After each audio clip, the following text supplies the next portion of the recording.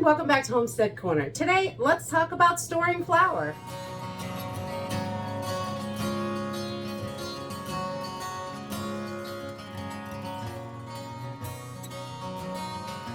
Keeping flour in your long-term pantry is a really good idea.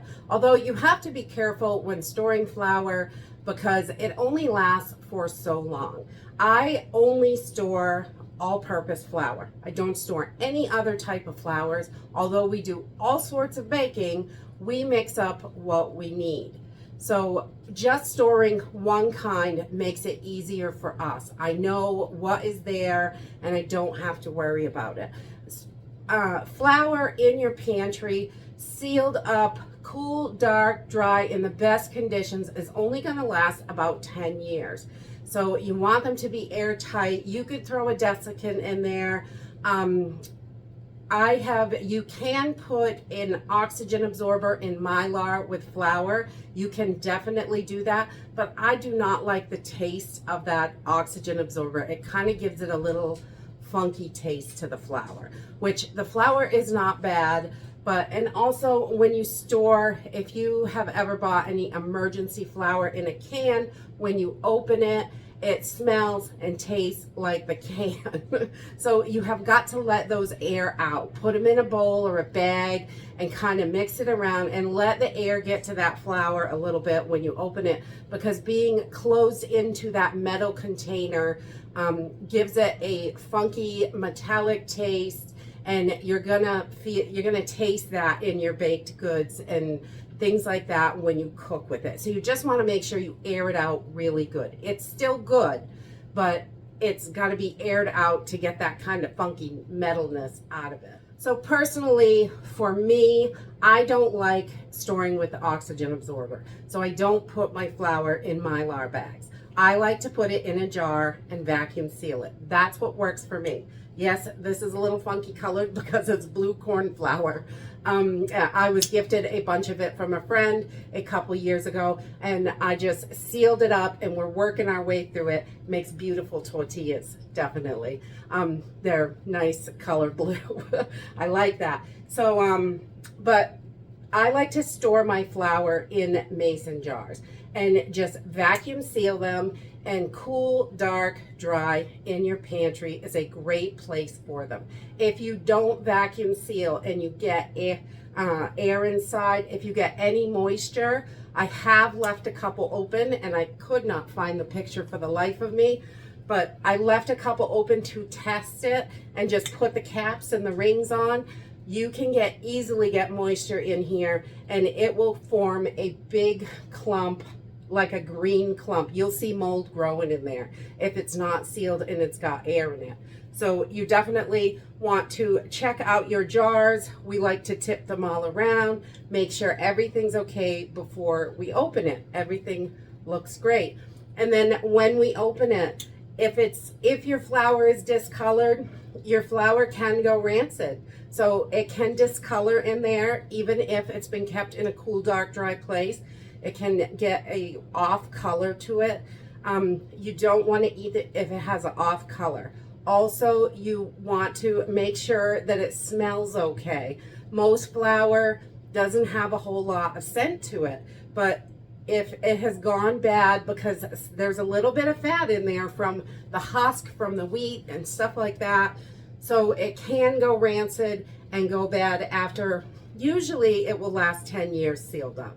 But, you know, it could be a little sooner, but just check your flours. If it smells like a sour or, I don't know, I have a bunch of kids and it always made me think of dirty Play-Doh, which is an awful smell.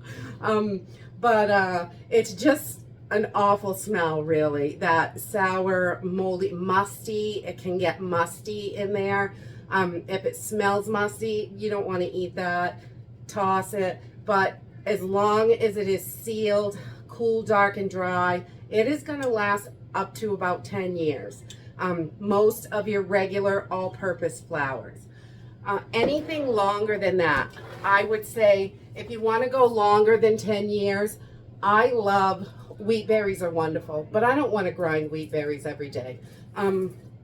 So inside here, wheat berries are great to grind for flour. These are going to last 30 years on your shelf in the can. And these particular ones are from the LDS store. I'll put a link in the description if you're interested in that. But these will last 25, 30 years on the shelf. You can also cook these up and put them in salads. You can eat them for breakfast. You can do all kinds of stuff with these. But these are your longest, definitely your longest for the shelf life in your pantry. So when you grind this, you've got fresh flour, which is wonderful. It is so delicious and has such a great flavor. It does bake up a little bit different than your processed flours, for sure. And as far as your bleached versus unbleached, your bleached flour is a little more processed and it's going to last a little bit longer than the unbleached. I prefer the unbleached, but you know, it's totally up to you what you're going to store. The bleached is processed more. It's going to last a little bit longer in the right conditions. So I know a lot of people think if you're only storing one type of flour, all-purpose flour, it's going to limit the amount of things that you can make. Because there are so many recipes out there that call for cake flour or self-rising flour, and those are super easy to do at home. So today I figured I would show you how to do those.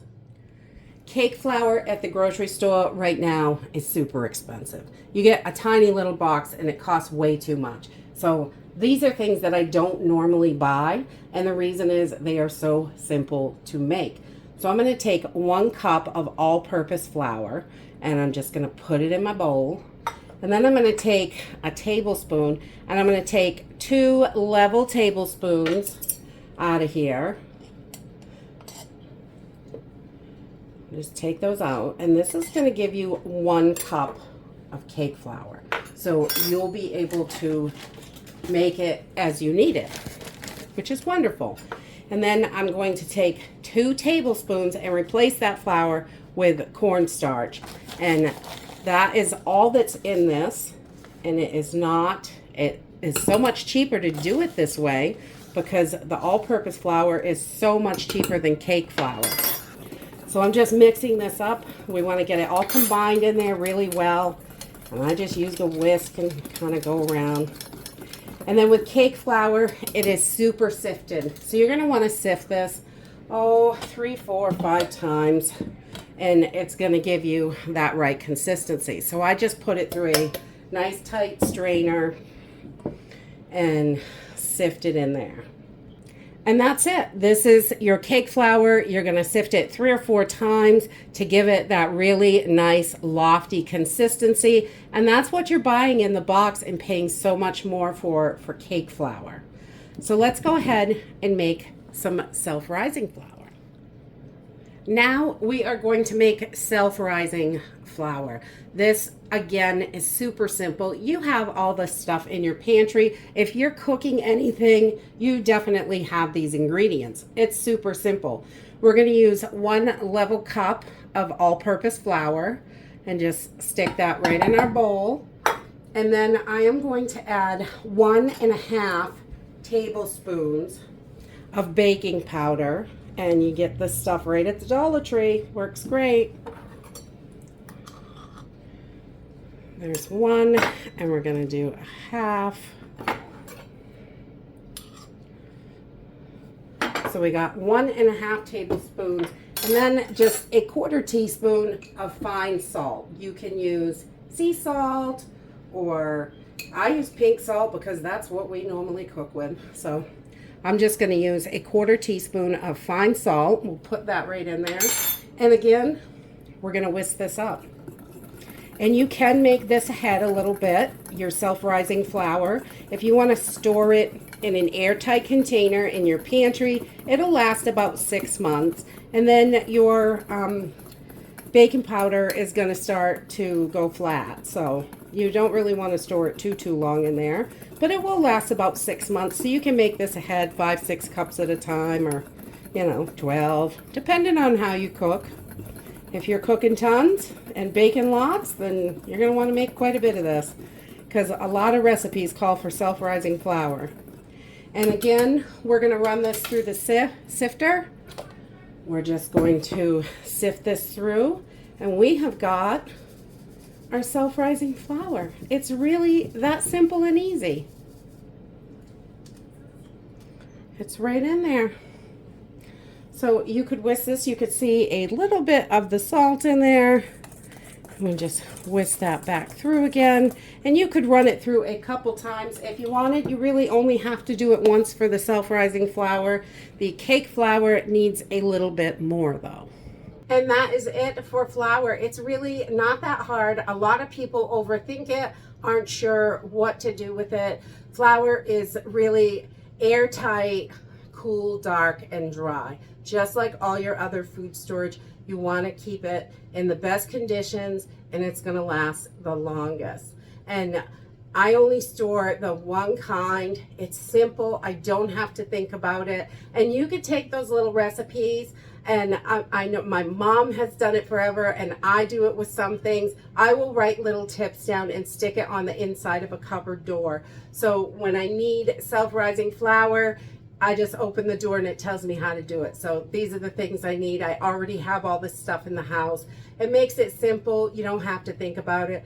If you need cake flour or any of those little tips and tricks that you might come across that you need in the future, writing a little note and sticking it to the inside of your cabinet in the kitchen, either your pantry cabinet or a cupboard. My mom always had little notes in there. It was great.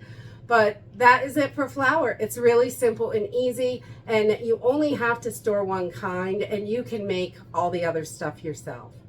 And that's it for today. If you like this video, give me a thumbs up, subscribe. I'll see you in the next video. Bye.